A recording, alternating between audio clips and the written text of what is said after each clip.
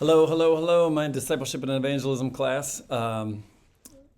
This week we are going to be looking at sharing your story, and it's a crucial part of what we've been looking at. So we've been looking at essentially what a lot of this boils down to, and you've been doing it through a variety of means. What this eventually boils down to is listening to stories, sharing your story, and then sharing God's story, that three-story evangelism type thing. And within the last part of that, sharing the God story, we wanted to open it up to whatever resource you use, whatever ladder you use to walk through the different aspects of Scripture.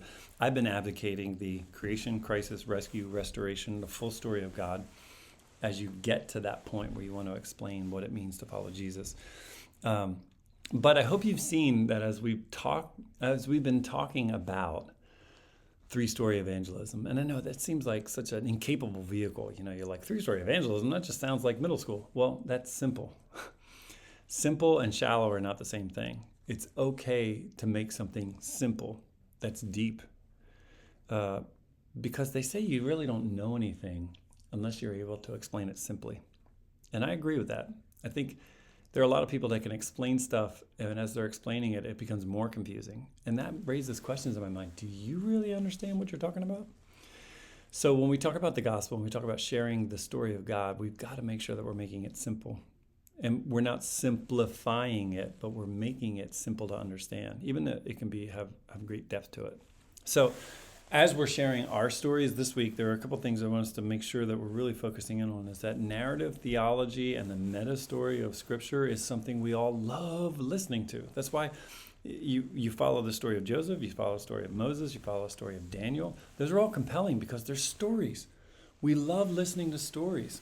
And the God story component aligns with narrative theology, which sees the Bible not as a disconnected set of doctrines, but a redemptive story. Creation, crisis, rescue, restoration. When we think through like N.T. Wright, Leslie Newbegin, they all emphasize that evangelism needs to invite people into the grand story, the grand narrative, not just present propositions. Well, do you agree with this? Do you agree with this?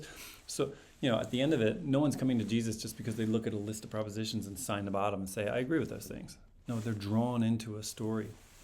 So that's why we listen to stories. And then we share our story and we share his story. So that way, the testimony of not just our lives, how we're changed, but also the testimony of what Jesus has done is a hermeneutic bridge. It becomes the way that we're able to witness just not what Christ has done in our lives, but what he's able to do in your life as well. So story, it bridges both intellect and emotion. It provides this sort of, if you go this far, like an incarnational apologetic. Like God is living through me. He's directing me, and I'm seeing this in my story. I'm seeing God come alive in my story.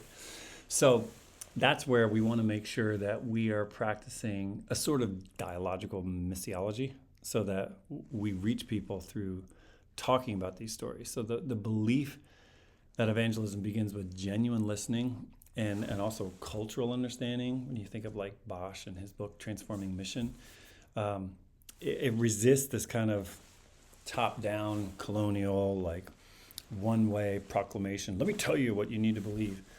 But as fellow image bearers of God, let me hear your story.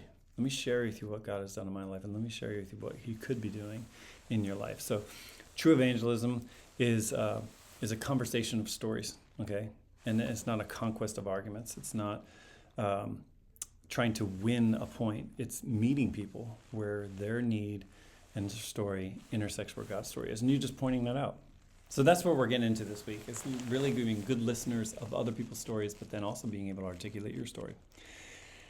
And listen, I would love to have more than just two people show up for our meetings on Friday because I love those two people.